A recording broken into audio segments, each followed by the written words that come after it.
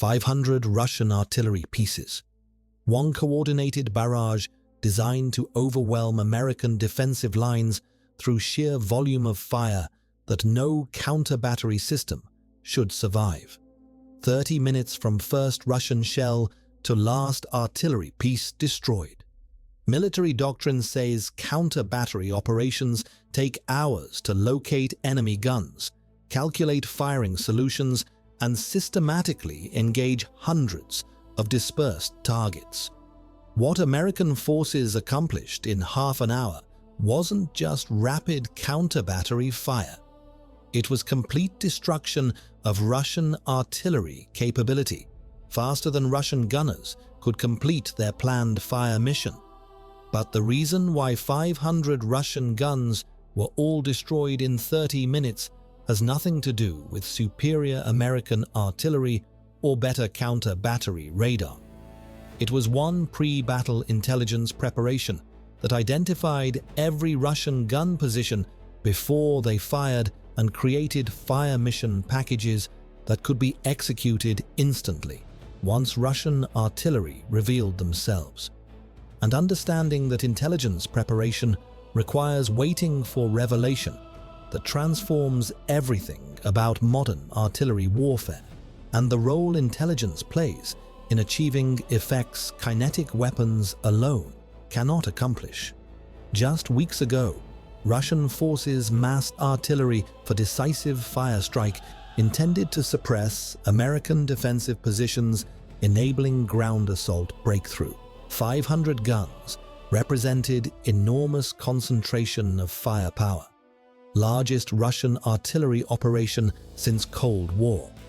Intelligence indicated Russian commanders were confident massed fires would overwhelm American defenses through volume that counter-battery systems couldn't handle. Standard counter-battery doctrine requires detecting enemy fires, backplotting to determine gun locations, prioritizing targets, calculating firing solutions, and engaging systematically. Against 500 dispersed targets, that process should take hours, allowing Russian guns to complete their mission and displace before effective counter-battery could destroy them. Russian planning was based on accurate understanding of American counter-battery capabilities and timelines.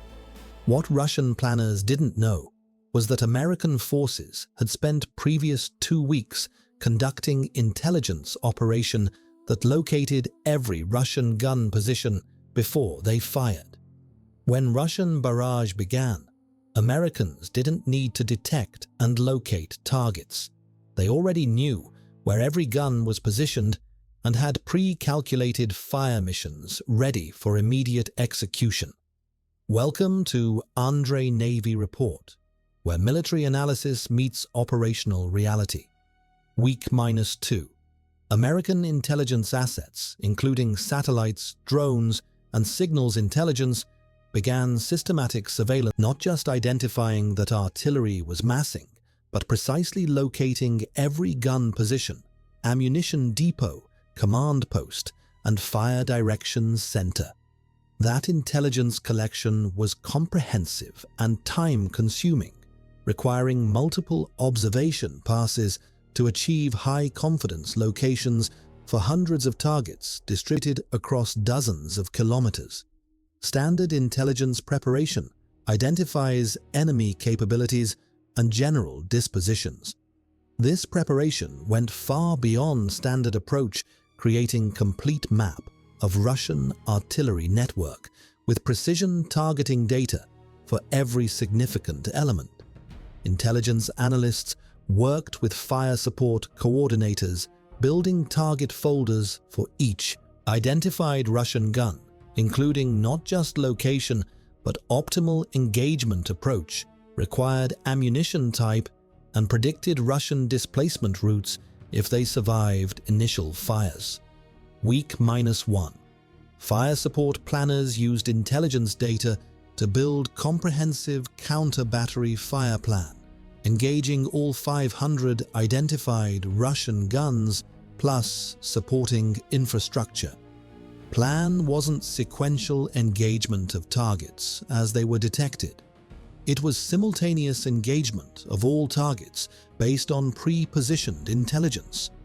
American artillery units, multiple launch rocket systems, and strike aircraft were all assigned specific targets with pre-calculated firing solutions ready. Coordination required for such operation was enormous, ensuring hundreds of American systems engaged hundreds of Russian targets without duplicating efforts or creating gaps where Russian guns escaped engagement. Planning consumed weeks of intensive coordination, building fire plan that could be executed in minutes once authorized. Some artillery officers questioned whether such comprehensive pre-planned fires were necessary. Standard counter-battery doctrine emphasizes reactive engagement of targets as detected rather than pre-planned fires against intelligence-derived locations. But Fire Support Commander insisted on comprehensive approach, recognizing opportunity to destroy entire Russian artillery capability if intelligence locations were accurate and fires could be executed rapidly. Hour 0. Russian artillery barrage began. 500 guns firing coordinated mission designed to saturate American defensive positions.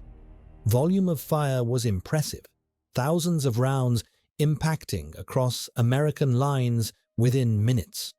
Defensive positions took casualties, but Americans had prepared for artillery strike through hardening positions and dispersing forces, reducing vulnerability to massed fires. Russian gunners were executing their mission professionally. Rehearsed fire sequences, proper dispersion, coordinated timing. Everything Russian doctrine emphasized about massed artillery employment. From Russian perspective, operation was proceeding as planned, with American positions under effective bombardment. What Russian commanders didn't know was that American counter-battery response had been authorized before first Russian shell landed.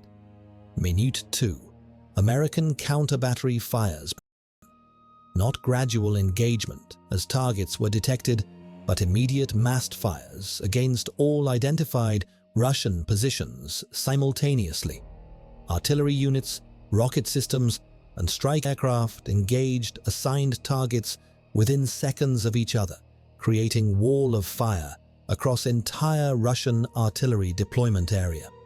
Russian gun crews were still conducting their fire mission when American counter-battery rounds began impacting their positions. Standard procedure when receiving counter-battery fire is complete immediate mission and displace to alternate positions. But Russian guns were being engaged so rapidly and comprehensively that many crews didn't have time to complete displacement procedures before their positions were destroyed. Minute 5. First wave of American counter-battery fires had destroyed or disabled approximately 150 Russian guns. Russian command recognized they were under massed counter-battery attack, but couldn't determine how Americans had located all positions so quickly. Fire direction centers attempted to coordinate displacement, but found their communications were being jammed by American electronic warfare. Some Russian units displaced successfully, but many attempted displacement routes that American intelligence had predicted finding themselves under fire at alternate positions they thought were unknown to Americans. That demonstrated something Russian commanders found shocking. Americans weren't just firing at active gun positions, but also at displacement positions, suggesting intelligence penetration far more comprehensive than reactive counter-battery radar could provide. Minute 10. American fires continued.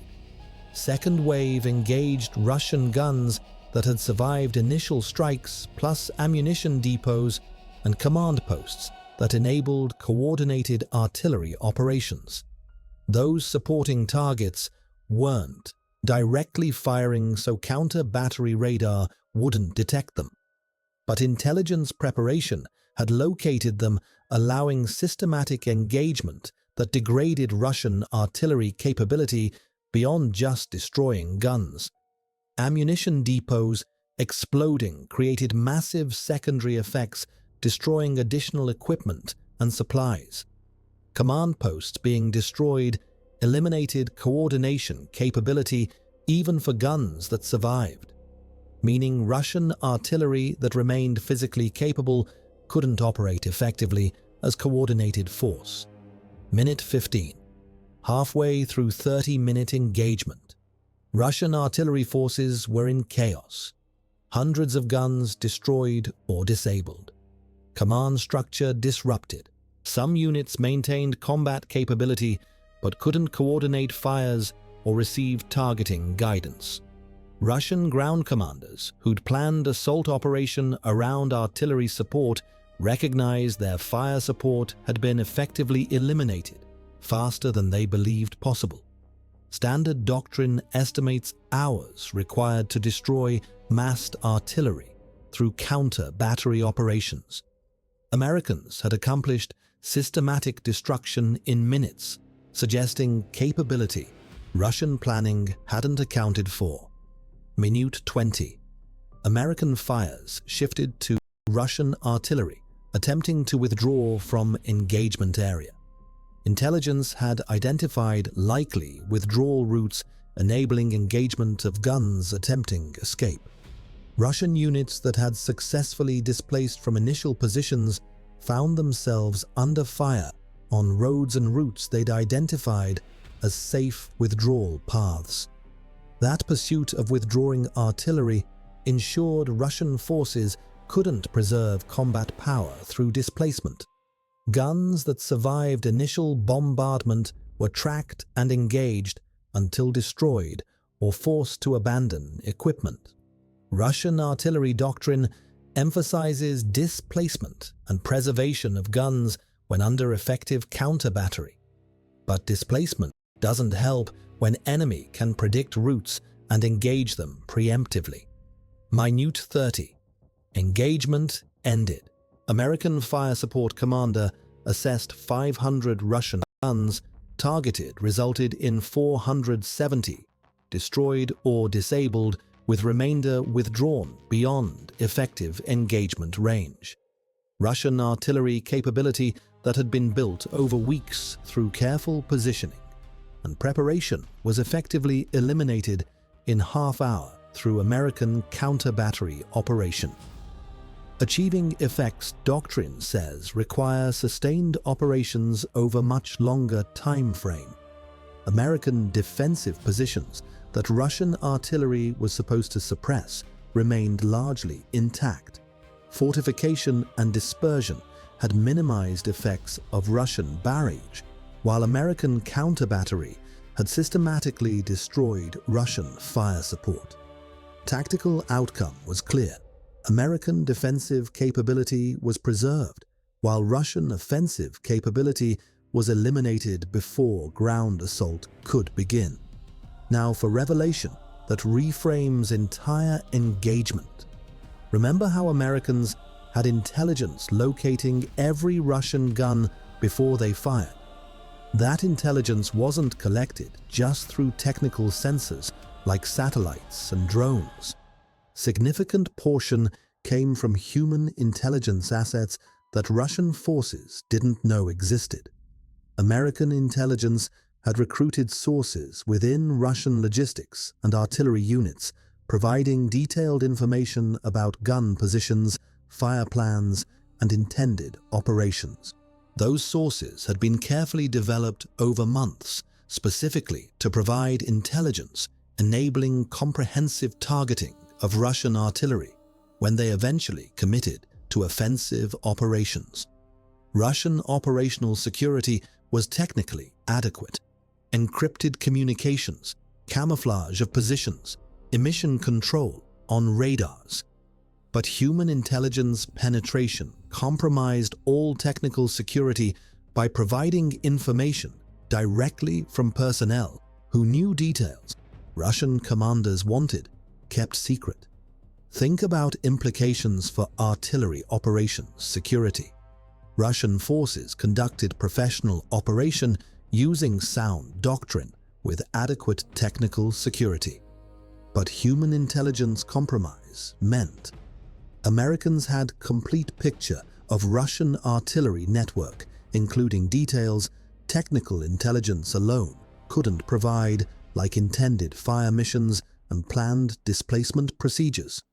Future artillery operations cannot rely solely on technical security when adversaries can recruit human sources, providing operational details that enable comprehensive targeting. Russian artillery forces were destroyed, not because their technical security failed, but because human security was compromised by intelligence operations that identified and recruited sources willing to provide critical information. That's intelligence warfare, where human operations defeat technical security, creating vulnerabilities opponents cannot defend against through improved encryption or operational procedures alone. For Russian military, this engagement revealed catastrophic intelligence, security failure beyond technical compromise. Multiple human sources apparently provided intelligence, enabling American targeting and fire planning. That suggests Russian counterintelligence procedures were inadequate to detect and prevent recruitment of sources with access to critical operational information. Future Russian operations face fundamental trust problem. Can commanders be confident their operations haven't been compromised through human intelligence when this operation demonstrated such comprehensive penetration? That uncertainty affects operational planning and confidence in ways technical security improvements cannot address.